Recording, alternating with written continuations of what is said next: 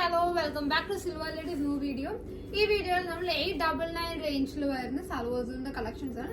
ഒത്തിരി കസ്റ്റമേഴ്സ് നമ്മൾ ബിലോ 1000 റേഞ്ചിൽ വരുന്ന മെറ്റീരിയൽസ് ചോദിച്ചത്.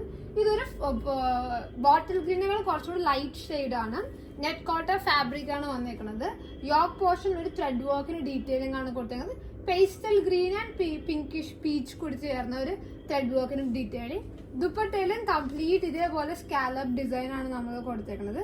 ഇങ്ങനെയാണ് ദുപ്പട്ടയുടെ ഒരു കംപ്ലീറ്റ് വ്യൂ വരുന്നത്.